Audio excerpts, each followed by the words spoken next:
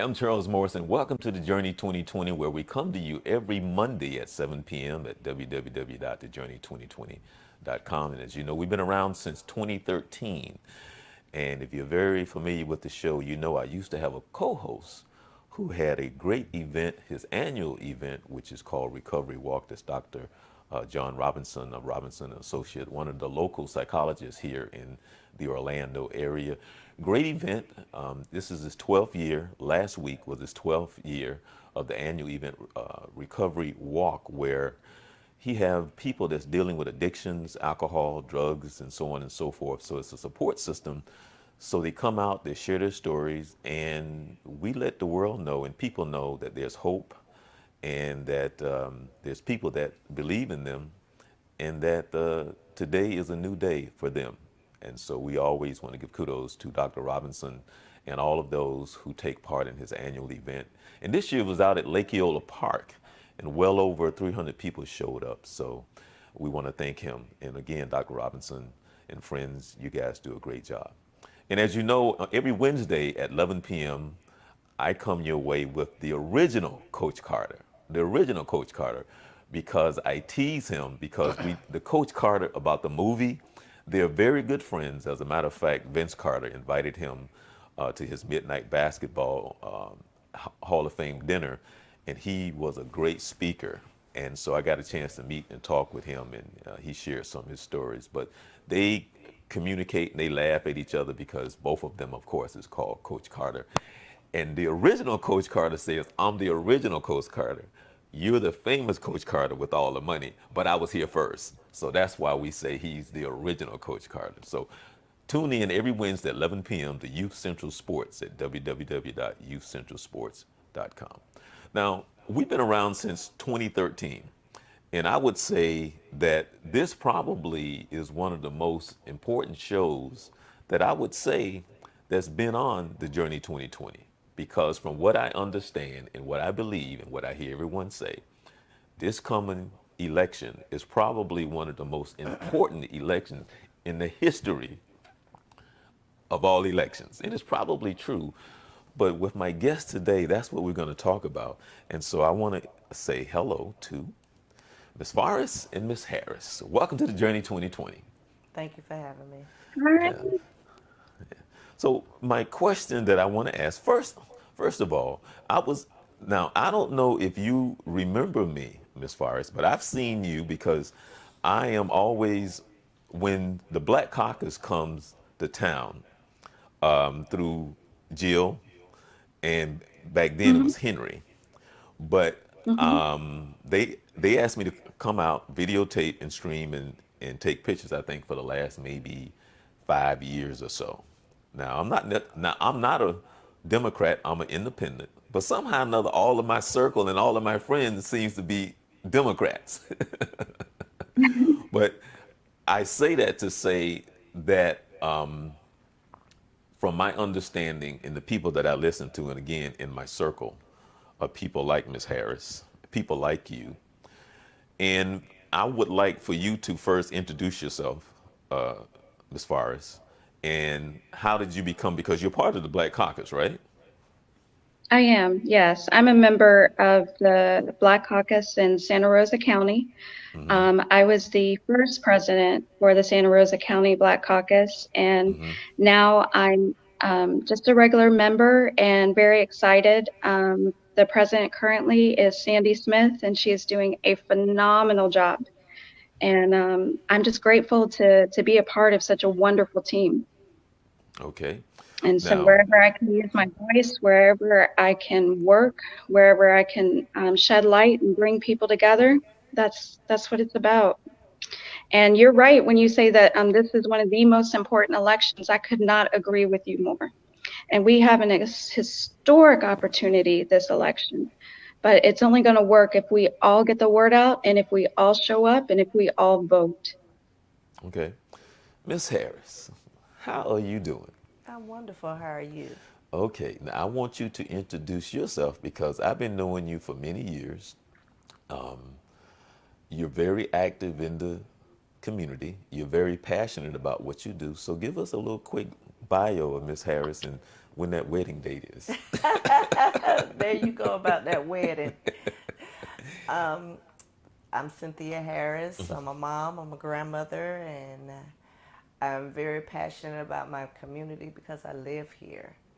And what affects one affects us all. So it's not just about my kids and my grandkids, but everybody around me.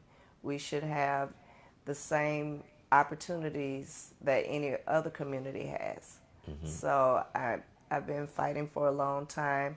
I'm not a politician, I'm an activist, and I advocate for my community. Okay. Now, there's so many things that we can talk about since 45 been in our White House, right? And please chime in at any time. So what is happening to our country? And I'm asking anybody any one of you can say, but what's happening to our country? And this is a personal opinion that give me your personal opinion of what's happening in our country. What's going on? Because it's different now. I think the clocks have gone backwards. There's always been division to a certain extent. However, with this division now, the mask has been taken off. So now we see people unveiling their masks. Once upon a time, you had the Klansmen who wore hoods. They no longer have to wear them anymore. Okay. Okay. So they're free to show who they are. Okay. Miss Forrest, you got to comment on that? On what's happening to this country? I just completely agree. I think it's a sad state. I think the clocks are turning back. I think that it's become more than just a fight between who's a Republican and who's a Democrat, and whether you believe in big government or small government. It is a fight against right and wrong. It is. I just believe that things have just gone the wrong way and will continue to go the wrong way unless we do something about it. And I'm afraid every time my boys step out the door. And I don't think that the people, particularly in the Panhandle of Florida, understand that, represent that. And in fact, they're creating more problems for all of us. And I can't be quiet anymore. Okay. I'm going to give my little spiel. I'm going to have my little moment because of a Charles theory, and it's my theory. And I'll just share this. This is my own personal thing. I'm not a Democrat. I'm not a Republican in the sense that I think that we as a whole are so dysfunctional in the sense that we start off with this thing of separation. Through my faith and understanding who we supposed to be, I think part of the system is the problem. Until the system is fixed, then things will continue to be a certain way, because I think the system is set up to divide us the way that we are. And because of the Democrats or the Republicans and so on, and the Tea Party and all this other things that says that we are supposed to be separate and divided in the sense of our mindsets. And part of that is then when we are divided, we're able to label and to say that you people belong over here, you people belong over there. And I don't think that all people that are politicians are bad people, but I think the way the system is set up and how we are by nature, it's this, let's become part of this fraternity. Let's become part of this sorority. And then once I become part of that fraternity, then the seat that I sit in, this is a great seat. So this is the nice place to be. This is a nice lifestyle to live. And I think because of how it's set up, the people are so divided among the people that we can't come together enough to hold the fraternity and the sorority accountable enough to say you are here to serve us versus serving the fraternity and the sorority. That's where I'm coming from. Now, I just said something that's just my own personal opinion, but it is what it is. And I think until the people are able to come together enough and they understand that we're so divided from where we sit and where they sit, that it's in their power that we don't empower ourselves because we can't come together enough in numbers to hold them accountable to serve and to be what it should be. Because to me, it's more like a cushy job. Because I think it's weird. One, I honestly don't think that as a Supreme Court judge that it should be a life-term commitment, because that goes against our nature. That's crazy to me. Because a lot of times these seats that they are held, they're not held accountable. And so it just goes against nature for me. That's my own personal opinion. And that we just don't hold them accountable enough for them to do what they're supposed to be doing. And to me, they kind of look out for themselves the majority of the time. But that's just my spiff. Well, you're correct in what you're saying, because we have switched roles. We don't understand our power. And once we understand our power, we could probably get our lives back in order to some degree. Because as a voter, we are the employer, not the employee. And right now, it's been fixated in our minds that they employ us. Right. And they don't, because I have the power to fire you with my vote. Right. And like, sorry, you was going to say something, Miss Forrest? I was just going to say, I think that's why so many people who weren't involved in politics in the past are now getting involved in politics, because they are taking back their power. They are realizing what's going on. And if those currently in power aren't being held accountable, they're running against them. They're not letting them run unopposed.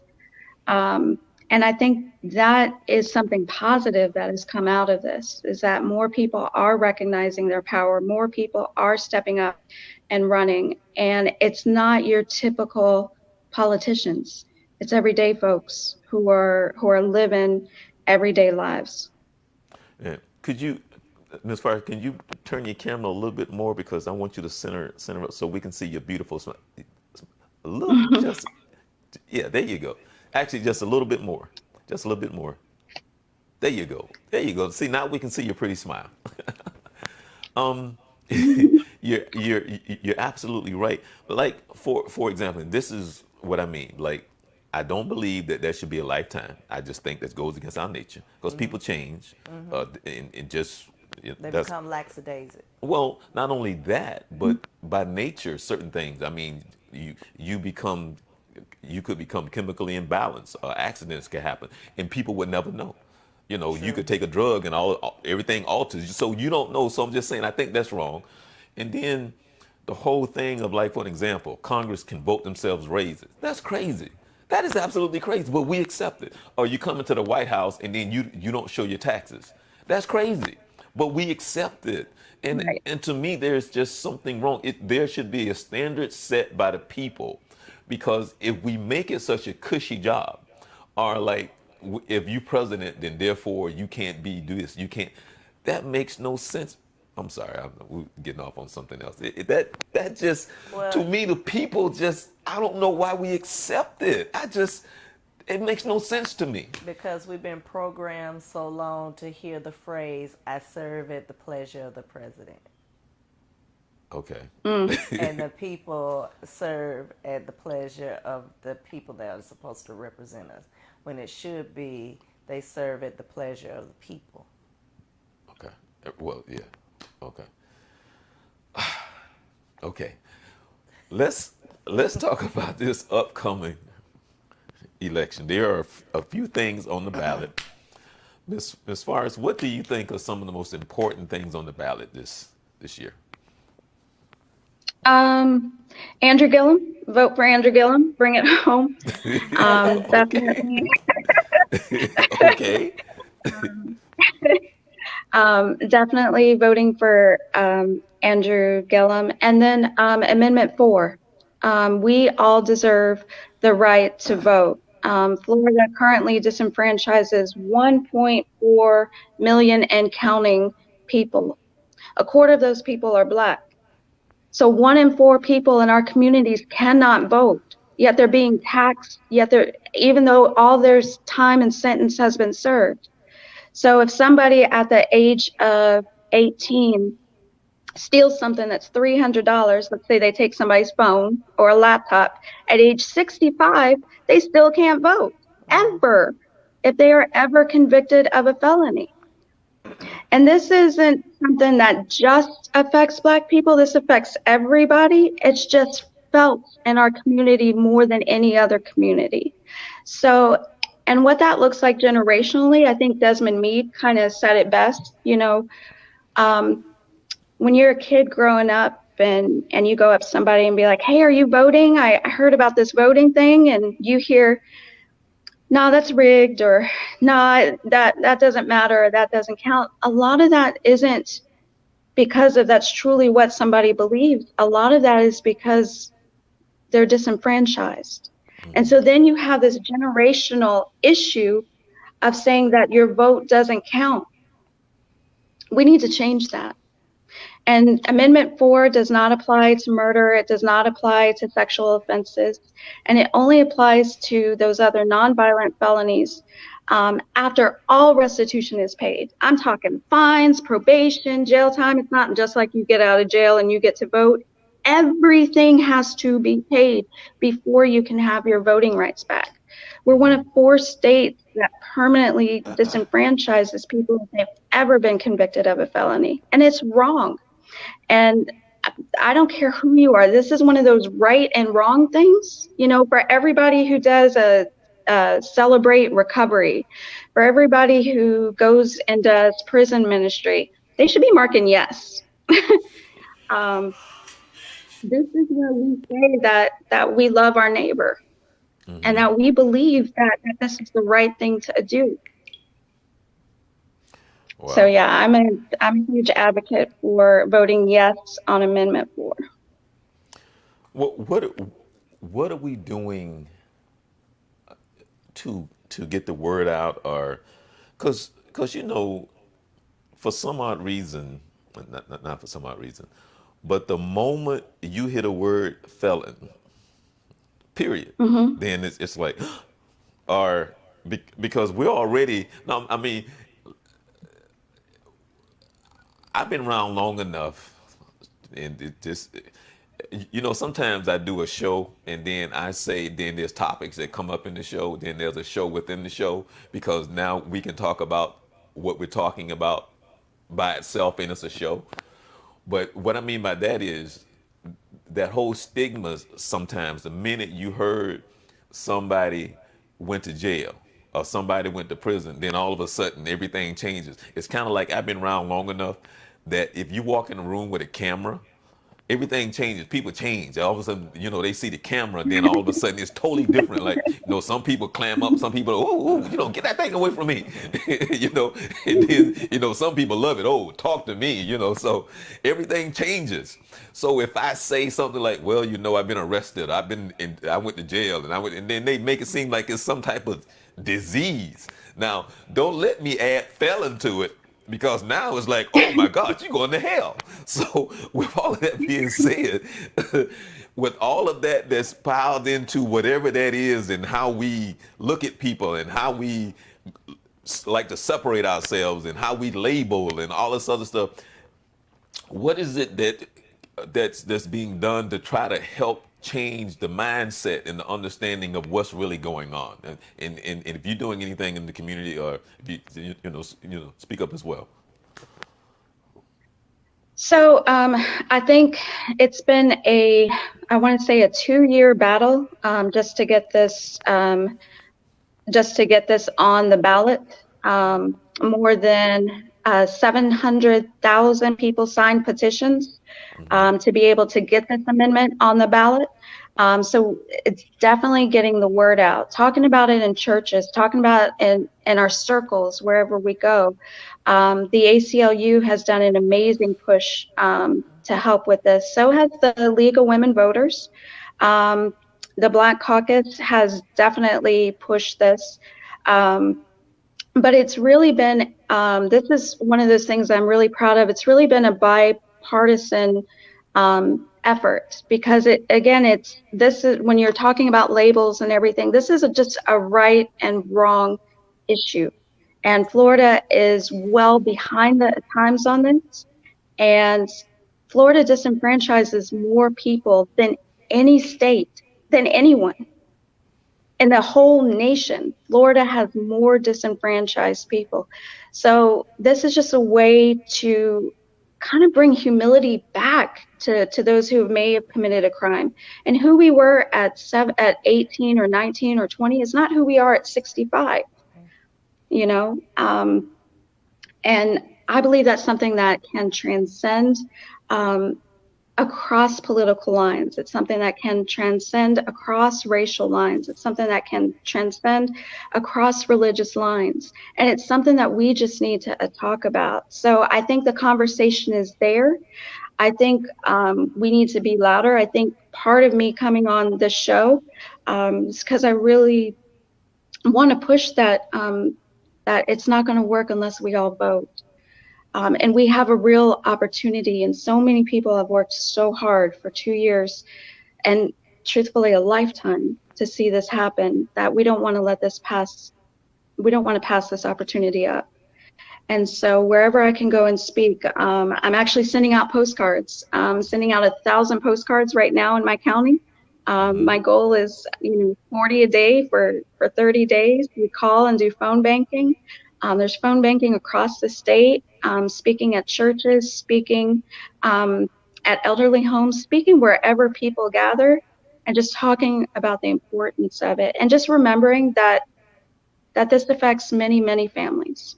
And also understanding where this came from. This is a remnant of Jim Crow type laws. That's where this came from. That's where this is rooted in. So if we want to change, we got to get out and vote. And when I go to vote, I'm not just voting for myself, I'm voting for those who are disenfranchised. I'm bringing with me to the polls all those people who can't speak, and I'm making my mark. So my goal is to please vote yes on Amendment 4. There are And 12 vote for Andrew amendments Gillum. on the ballot. And I think Amendment 4 is the most important one that stands out. And what's so significant about it is normally when you see television commercials, you'll see someone opposing the amendments, and then you'll see an organization that's for it. If you notice, you haven't heard any opposition as to why this should not be.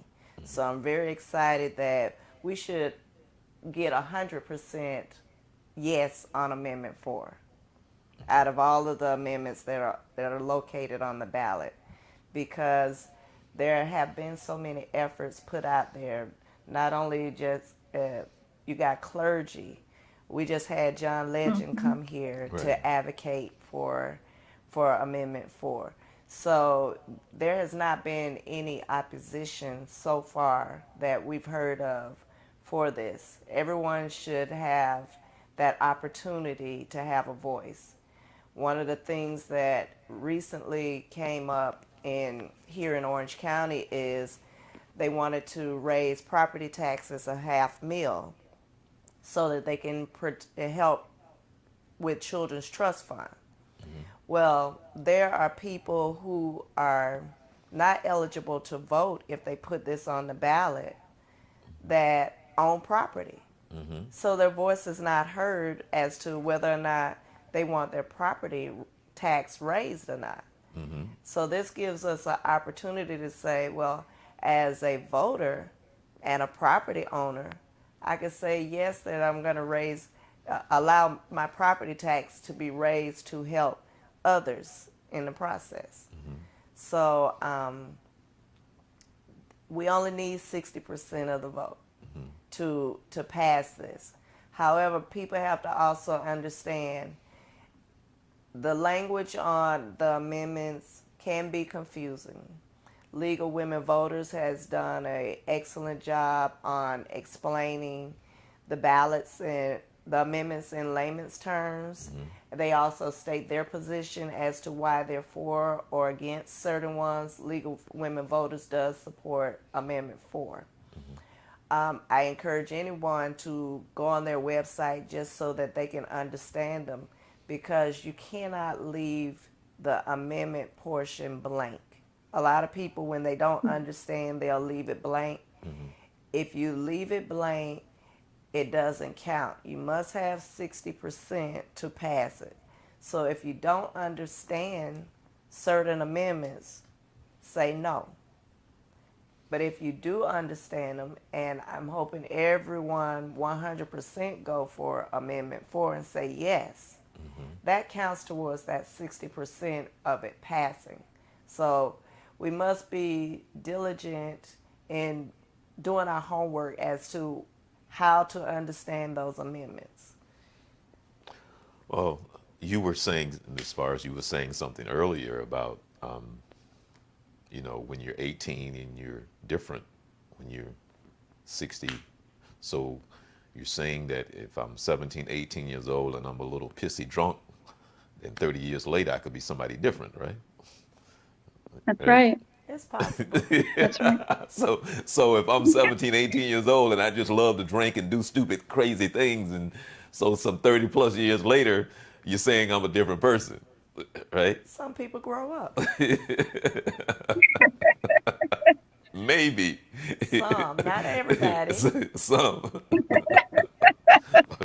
Okay, but from what I understand, that's what life is. You know, when you're 18, you're 18. And when you're 25, Right. you're 25.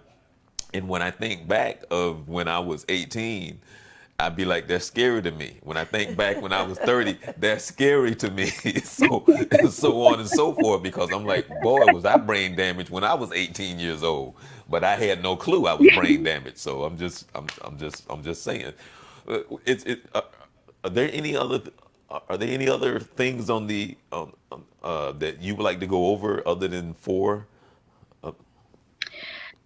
Well, the League of Women Voters and the Progressive Caucus of Florida have both agreed to vote yes on Amendment 3, 4, 9, and 13. 3, they said vote yes. It requires voter approval of casino gambling. Basically, it removes the authority to expand gambling from legislators and return it to voters. 4, we talked about, that's the disenfranchisement. Reinstating, giving folks back the right to vote. So definitely vote yes on number 4. Number 9 talks about offshore drilling and gas drilling. The League of Women Voters said yes, and Progressive Caucus said yes. It bans offshore oil and gas drilling, and then it kind of combines they combined a lot of issues into one amendment, and they kind of rolled them together, which I think is wrong. But anyway, it talks about offshore drilling, and then in the next statement, it talks about vaping. And basically, the concern for the offshore drilling surpasses anything about vaping. So for 9, to stop the offshore drilling, vote yes. And then number 13 prohibits betting on dog races. It ends legal wagering on inhumane dog racing. It doesn't stop all gambling, just the dog racing, which is going to be for like greyhounds and stuff like that. Wow. So yes, 3, 4, 9, and 13, and the League of Women Voters and the Progressive Caucus basically said no on the rest. But yes on 4, please. Yes on 4. Yes on 4. Yes on 4. There's a governor race that's going on. Right? You start laughing, huh? Okay. Being part of the Black Caucus, and they're asking me to come in, and like, for an example, a couple of times I actually, when the candidates for the Democrats were there, and I was asked to record them. Hmm. And so therefore I got a chance to hear all of them, because I think it was for 30 minutes that they sat down before uh, the group of people that was asking questions. And so I got a chance to hear them. And so, and I heard the comments afterwards. With nothing bad. They were just talking like, like a round table. And there wasn't anything from any of the candidates that stood out for me that said this would be a bad candidate. Okay, not, this would be a bad candidate. When Gillum spoke, I did feel that his heart, and he appears to be a very nice gentleman, and who has a way of being in touch with reality and the people. That's how he came across to me. Why you think Andrew Gillum would be the choice for governor here in Florida? Well, he's supposed to stand your ground. For me, he wants background checks on all gun sales.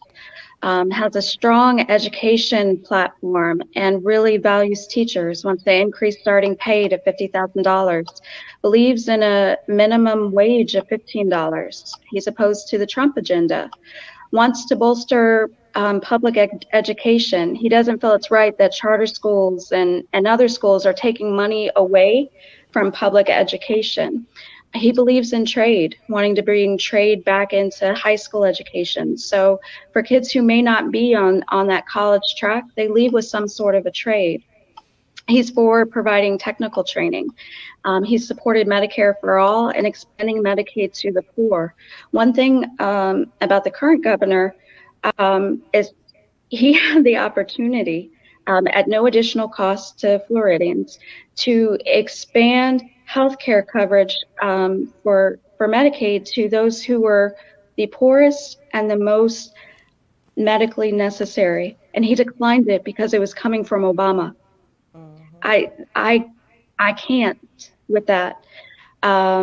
There was opportunity to get federal funding for railways, transportation, infrastructure that was declined because it came from President Obama.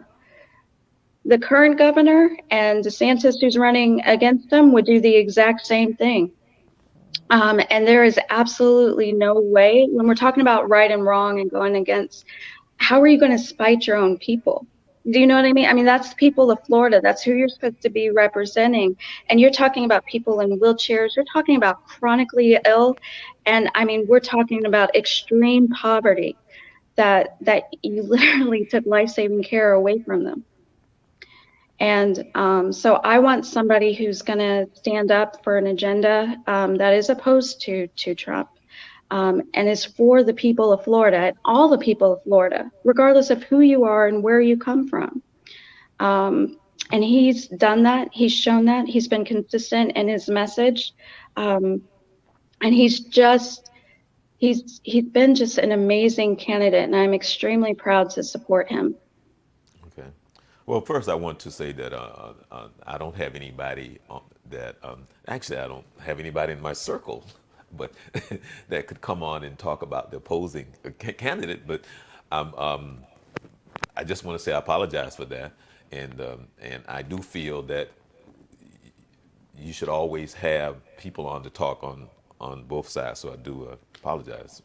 But with that being said, I know that you wanted to talk about sheriff, because here in Orange County, Jerry Demings, who been I've worked with Jerry when I used to work with the county. Also, Val Demings, been knowing Val since 11th grade.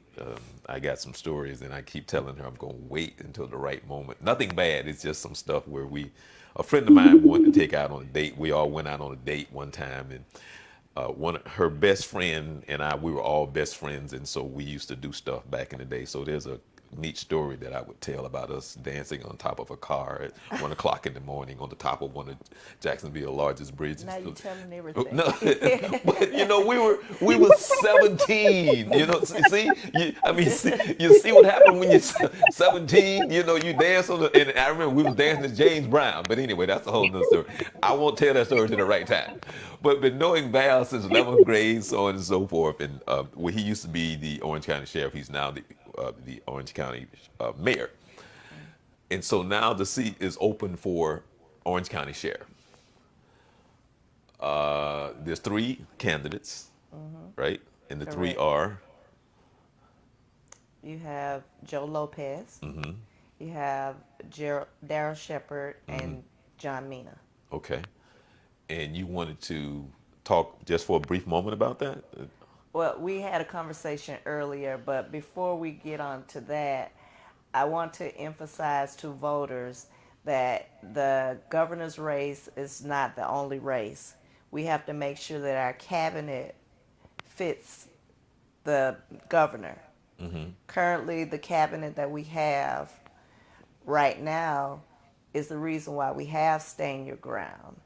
It's the reason why we have other things like denial of Medicaid expansion, the denial of the transportation dollars. And by the way, those transportation dollars could have kept Florida floating, and California was the recipient of those transportation dollars.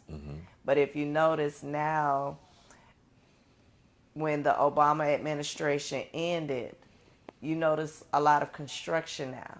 So they're scrambling for the little bit of money that they once they could have had. They could have benefited from more, and probably the progression of the construction would have already been finished right about now. So we got to make sure that we put the right cabinet in that matches the same ideals of our governor, which would be Nikki Freed, Mr. Ring, Sean Shaw. Those would be Yes.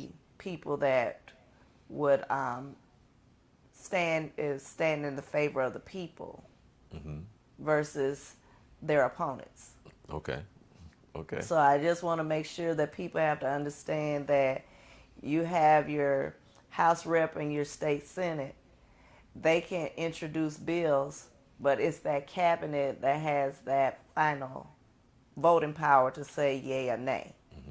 So we got to make sure that we say goodbye to Pam Bundy Okay. and Adam Putnam and the rest of that crew, so that when we bring in our next governor, the cabinet is a perfect fit, and it stands for the values of the people that they are representing. Okay. Okay. Okay. That's Miss Harris, and she's giving her spiel. And I asked her to come on the show. So, So, in our sheriff's race, one thing that we have to make sure that we understand that our sheriff must have integrity. Our sheriff must be fair and must be that person who enforces the laws and carry them out. Currently, we've had, in the city of Orlando, we've had about 37 murders in 2018. okay. I believe last year the numbers was 25. And having those murders in Orange County is unacceptable. Although we cannot determine the mindset of the people who are enacting these crimes, there are preventive measures that we can look for, train ourselves as a community to put in preventive measures so that maybe we can help ourselves keep crime down. We can't just depend on our sheriff or our chief of police You're to absolutely do right so. about that. So I want to say, in fairness, and you hear it in the streets, is our chief of police or our sheriff are not doing enough to reduce crime. It takes us as a community also to be a part of that. Okay. No, keep your thought. Keep your thought. One of my mentors, who I'm very close to, is a retired detective out of New York, and when he came here, and we've talked over the years, even to this day, when something happens in law and when it comes to policing, I'm always on the phone with him, talking to him, because he gets, I mean, he can write a book. So he understands the whole mindset, or if there's a hostage situation, he can tell you letter by letter, page by page, what they're supposed to do. No matter what it is, he can go, this is how you, this is. So I always try to tap into his brain to say, you know, and then I get feedback. And one of the main things that he always says to me, he says, one of the problems that he sees today, not necessarily here, but around the country in most situations, he said it goes back to training, training, because he said, because I remember when he saw, I think, remember now, he's from New York, and he said he saw in the paper where some cop tased a little 11-year-old or something at a school, and da-da-da, and he said, Charles, if I had done that up in New York, there would have been another riot going. So he said, I don't understand. So I won't get into the dynamics of a lot of our conversations, but he always talk about the lack of training, but he also talk about the lack of the policing in the community where there is a connection, where they know each other. They're able to get out of the car and talk to each other. The lack of building relationships and trust, because he says one of the biggest crimes that he was involved with, where he said this guy raped a woman once a week for 6 months, and he took 2 weeks off. And he said the only way that he caught this guy was through the community, because this guy came to him and said, hey, the guy that you looking for, that guy's over there. And he said, because of his relationship he had with the community, because he talked to people, they laughed together. They didn't see him as a guy with a badge and a gun. They saw him as somebody that they respected, and he respected them. And he said on many occasions, he said there was arrests being made, and he said in his heart, this person don't need to be arrested. They are addicts. They need help. But that was the mindset. So his spirit says this is a person who needs help. The last thing they need to do is go to jail. They need counseling. They need a support system. So with him and understanding who he is, the job that he represented, he didn't go as us against them. He saw people as people. And so I say all of that to say, in law enforcement, without the connections and the relationship with the community, what do you have? This craziness.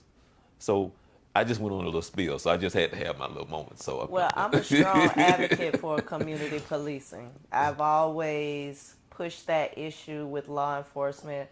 I sat on the crime committee with Sheriff Demings to identify hot spots in the community.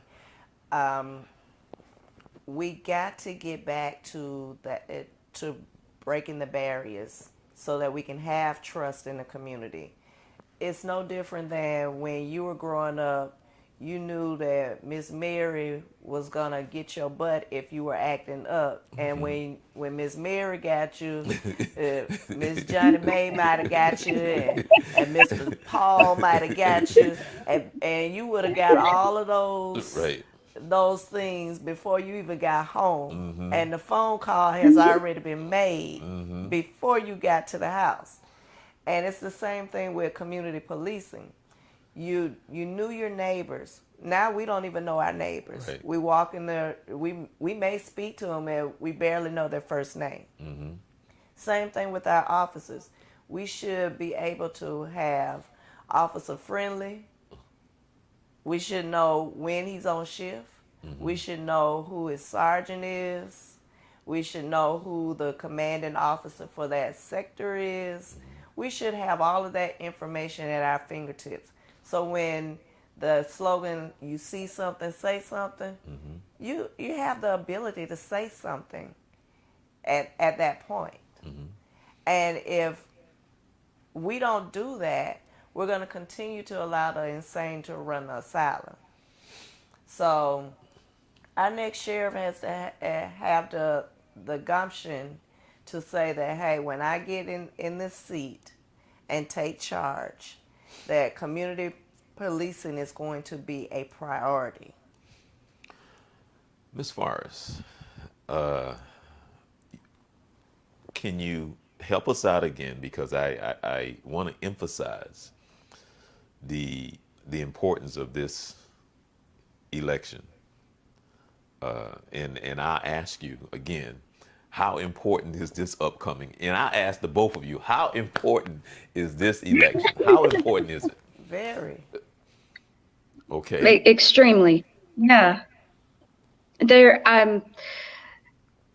for me personally, I mean, it's been said, we're walking through glass to go vote. So our thing, right, what I want to stress right now is not to, there was a post last night and it really touched me. It was not to lose focus. We have until the 9th to continue registering folks to vote. So if you're going out and you're stopping at McDonald's, or you're going out and you're getting your car done, take some voter registration forms. Get folks signed up to vote.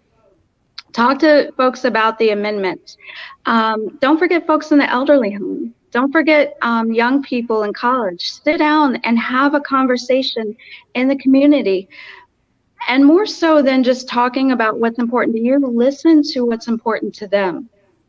And how does that fit into what folks are running? How does that have a meaningful conversation and be truthful?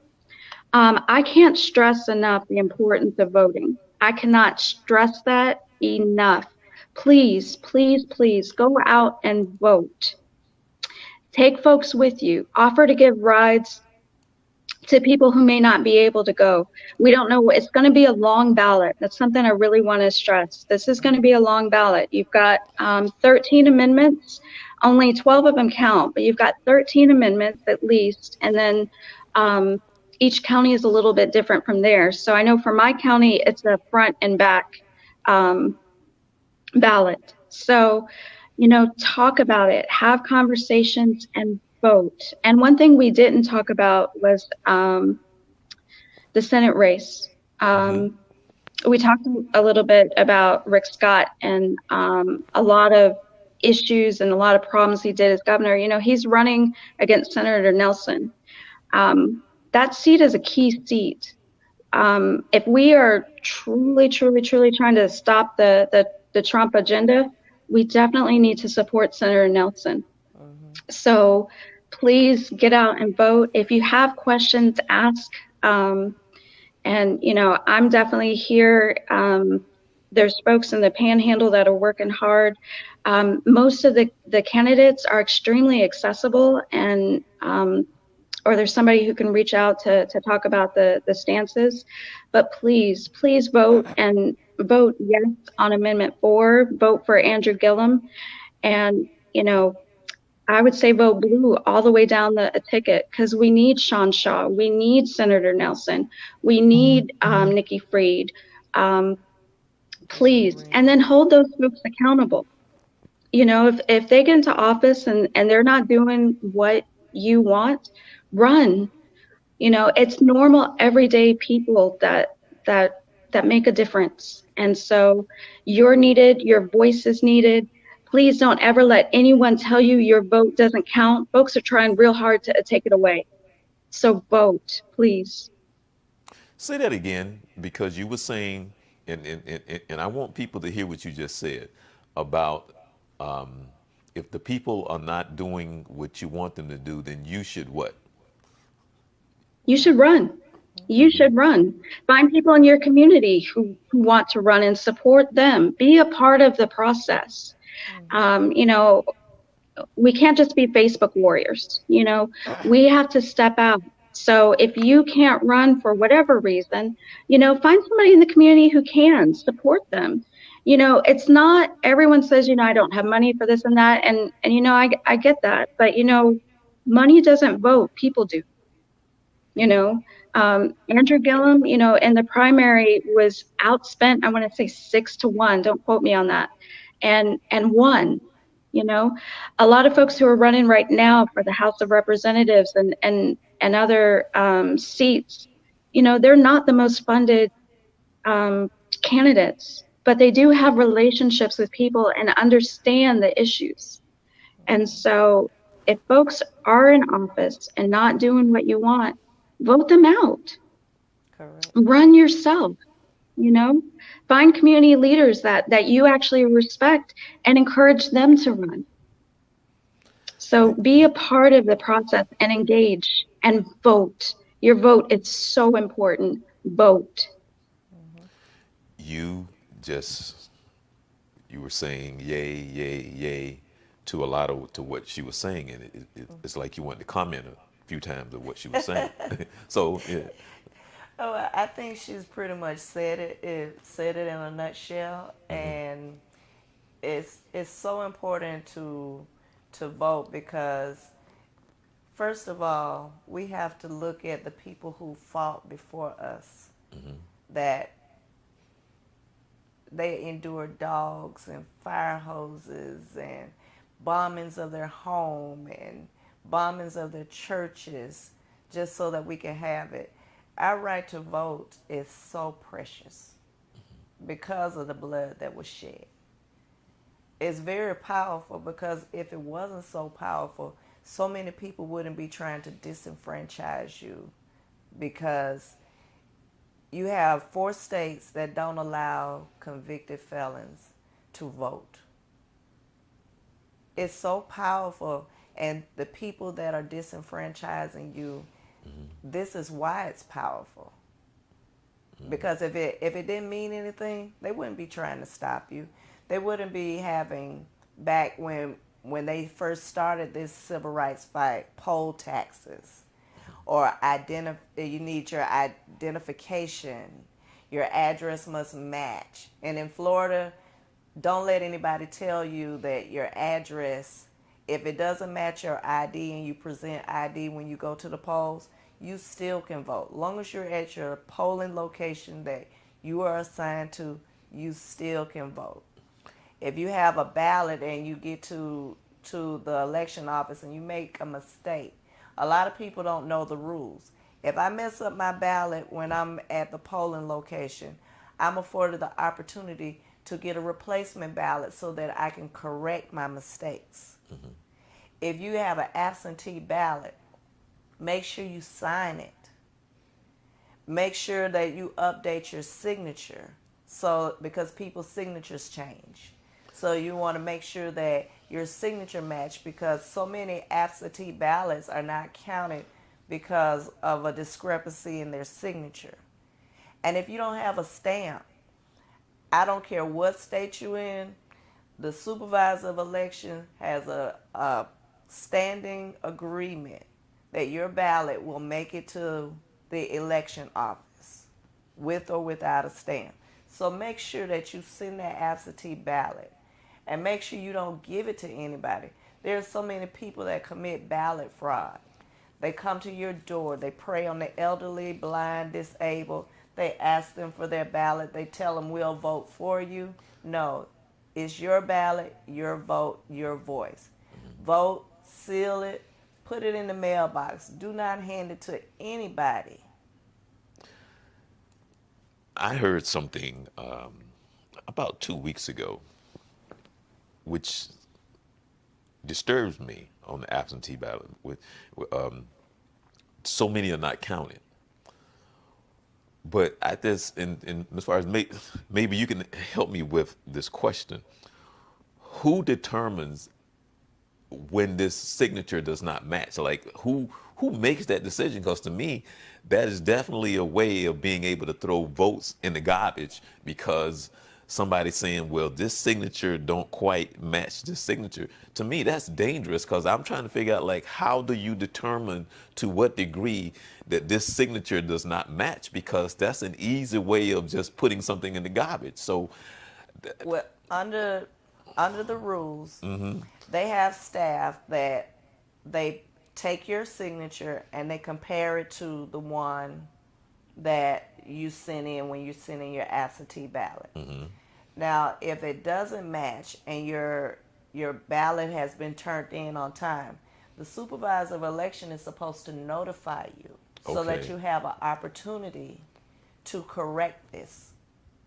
Now, if it shows up on election day, you don't have an opportunity to correct it because there's not enough time for the supervisor to contact you and say, "Hey, fix your signature."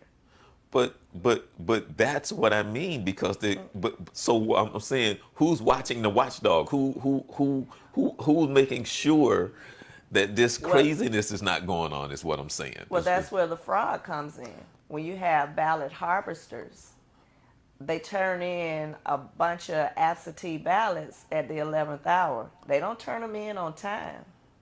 When they receive them, they return them on election day. So a lot of those ballots end up not being counted, even though they've handed it to a stranger weeks ago. Do you know of any way of trying to fix this, Ms. Forrest? So I a couple mean, of things. and I'm just asking. So a couple of things. One is when you turn in, because I vote by mail. So after about a week and a half of me mailing in my ballot, I can go back onto the Florida of Elections website and see that they've received my ballot. Correct. So that's one. You can always check the status of your ballot, and then you can see if it was tabulated. Usually the tabulation, it won't show tabulated though normally, at least for my county. Each county is different. It won't show normally tabulated till like the election day, but it will show received. If it was received and there was an issue, they're supposed to contact me. So that's one thing to do is always, if you've given your ballot to somebody or if you've mailed it in and you want to know did they get it, you can go on. Each ballot has a tracking number. So you can go on to the same thing where you check where your polling place is, the Florida Department of Elections, and you can see when your ballot was sent, you can see when your ballot was received, and then you can see if your ballot was tabulated. So that's one thing. Also, please don't wait till the last minute.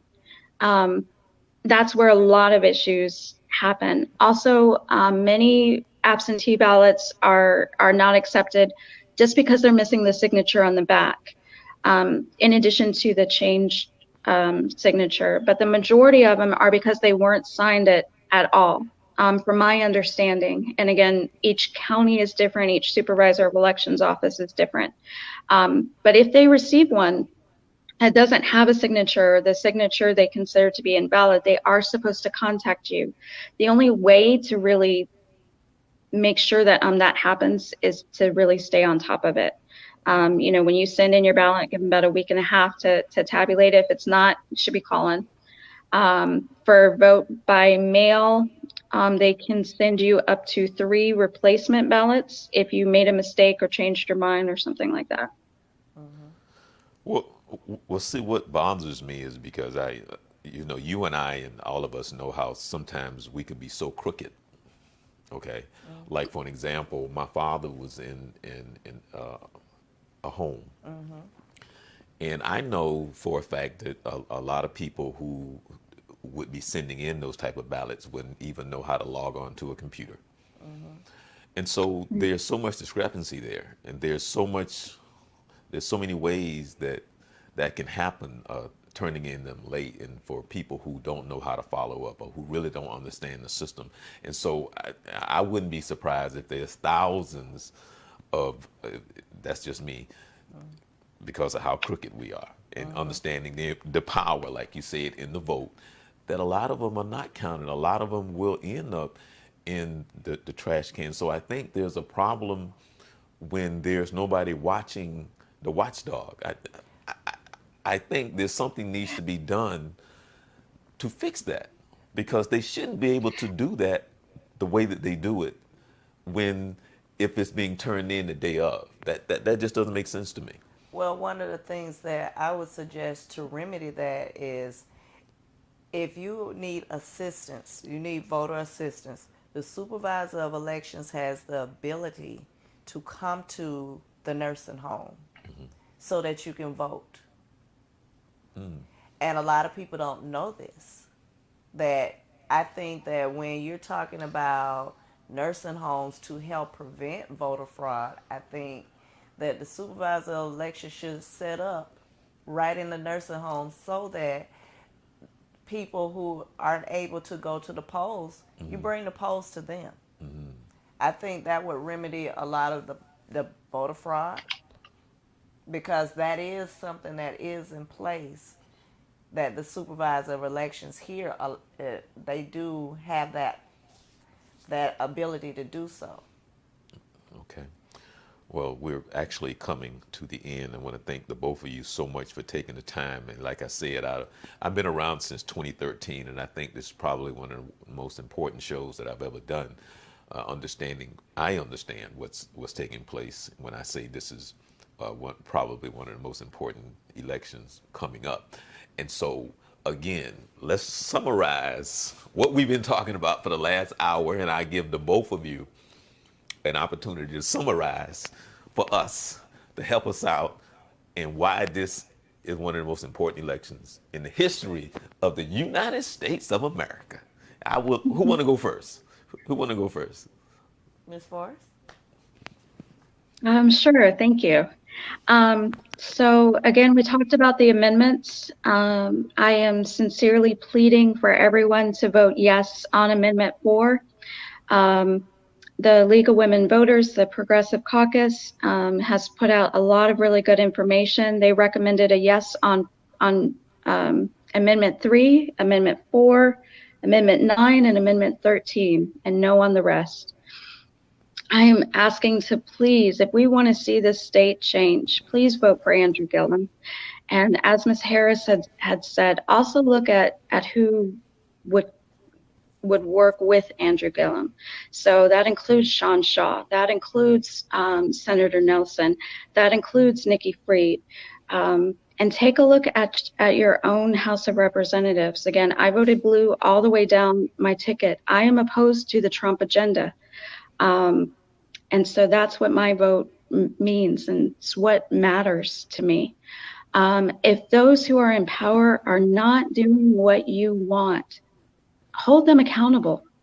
Yeah. Hold them accountable, and understand that you can run for office too.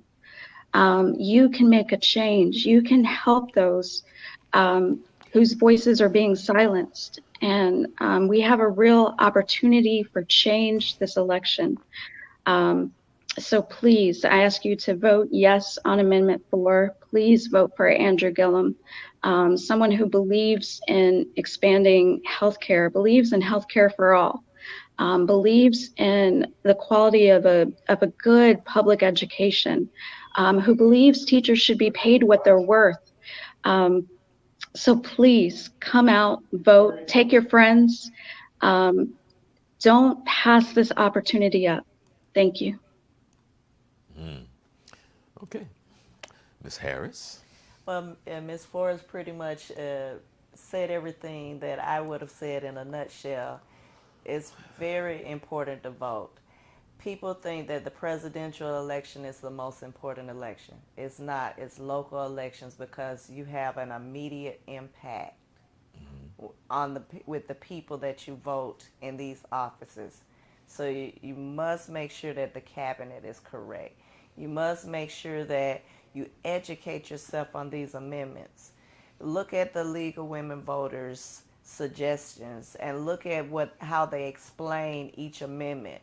You may not agree with the League of Women Voters on their stance, but at least educate yourself on the positions, the explanations of how it affects you immediately, because these are immediate impacts. Once these amendments are voted in, that's immediate. It's not like the federal bills and laws that are put into place. This is immediate impact on you. Make sure that you don't leave anything blank. Everything on the amendments requires 60% to pass or fail. If you leave it blank, it does not, it hurts you versus helping you. Make sure you educate yourself on these candidates who are running for office. Don't vote for them just because they have a pretty sign on the road or a flyer that Right. because flyers and TV ads can be misleading. We already know that in the media that things can be taken out of context. Do your research. Be an educated voter. Make sure that you vote for Amendment 4 so that your neighbor who owns property that can sell real estate in the state of Florida but can't vote, let his voice or her voice be heard. We have to make sure that we are brothers and sisters keepers. So Amendment 4 is the most important thing on the ballot. But we got to make sure that we have the right cabinet, our governor, our CFO, our agriculture, our state attorney. We must make sure that events like Stand Your Ground never happen again in this state. We don't want any more Laquan Davis and Trayvon Martin. We don't want their deaths to go in vain. We want to make sure that Stand Your Ground is taken off because it's been interpreted improperly. We want to make sure that we have equality and equal rights across the board. And if we don't vote, we can't complain. Our vote does count. It does matter. And we are the most important people when it comes to local races. So make sure you vote. Take your friends. If they don't have transportation, take them with you. Do a buddy system. Make sure that if you see people out there trying to pick up absentee ballots, you report it, because the law says that you can be in possession of 2 absentee ballots, including your own, and it must be immediate family. Not your friend, not your buddy, but immediate family. Make sure you sign your ballot. And if your signature has changed because of health reasons, you got till Tuesday to correct that so that it matches. Don't let anybody turn you away. There are numbers or hotlines so that you can report any type of disenfranchisement. Make sure that your voice and your vote is counted. Okay. Well, I know Miss Harris has been running for office. Miss Forrest, when you gonna run for office? You know, because you just seem to have that in you. So when you gonna run for office? Oh, you're very kind. My family's a military family, so running for office, it makes that kind of hard. So we're still moving around and stuff. So yeah. So we'll see. I'm just proud to be a member of such a great team. You know, I'm proud to be part of the Democratic Black Caucus. I'm proud. I'm just proud to lend my voice wherever it can help. And there's a lot of wrong going on right now, and so we all got to speak up. We just got to speak up, show out, and vote. Absolutely. Okay. Well, I want to thank the both of you. I see there's some advantages, some perks to doing the Journey 2020. I get to sit here and talk to 2 beautiful women, and don't think that I'm not enjoying it, and don't think that haven't taken advantage of it. So I appreciate the both of you coming on the Journey 2020, giving me your time and your expertise and helping us out, because like I said, and we've all have said for the last hour, this is one of the most important elections coming up in probably the history of this country, especially with all this madness that's going on and changes that need to be made. Simply because it is so funny, because I watch CNN in MS in NBC NBC. a lot. I watch it a lot. And I sit here and I can't tell you how many times during the day, and I'm serious, that I say to myself, I learned right and wrong when I was in kindergarten. And I learned right from wrong when I was in kindergarten. And that's all I have to say. That's it. I learned right from wrong. All this other stuff that's in the forefront. And I just sit here and say, I learned right and wrong when I was in kindergarten. They taught me that. So all this other stuff that they throw out there is just, is it right? Is it right? Is it right? And that's what I say. Sitting in that seat, it's not about what's right or wrong. It's what's best for me. And that's where I have issues in the whole system, the concept. And that's another show. So again, I want to thank the both of you for coming on, because again, I think this is a very important show and very knowledgeable and a lot of good information. And I think that you have helped us explain why this is so important. With the both of you, blessings to your dad, because I know he's ill. Blessings to you out there. You see, people don't know, but she's actually on the West Coast. She's actually on the West Coast. California, is it California? Right now I am, yes. Yes, yes. See, she's out on the West Coast. Yeah, all right, so thank you for getting up early in the morning. Appreciate you. And this is the Journey 2020, where we come to you every Monday at 7 p.m. at www.thejourney2020.com. And also remember, the third Monday of every month, we have Dr. Kathy Meek. She is our sex therapist. So there's nothing like talking about sex and so on and so forth, because she intends to help us with some of the little small issues that turn into big issues and whatever's going on in our lives. And also the fourth Monday of every month, we have Akeem Nkrumah, who comes on from Young Fathers of Central Florida to talk about custody rights and to help us in the court system, and for you to better understand the laws and not to get caught up in that little fight and spending all this money trying to see your child and all this other stuff that takes place. So you make sure that you tune into that. But we're here every Monday at 7 p.m. at www.thejourney2020.com. And don't forget Youth Central Sports every Wednesday night at 11 p.m. with the original Coach Carter at www.youthcentralsports.com. With that, I'm going to say thanks for my guests. Blessings to you. Make sure you go out and vote. Make sure that you educate yourselves, and make sure that you don't get caught up in the schemes and the scams that take place to take away your vote, and understanding how powerful your vote is. I'm Charles Morris. Enjoy the rest of the week. You be blessed. Journey 2020.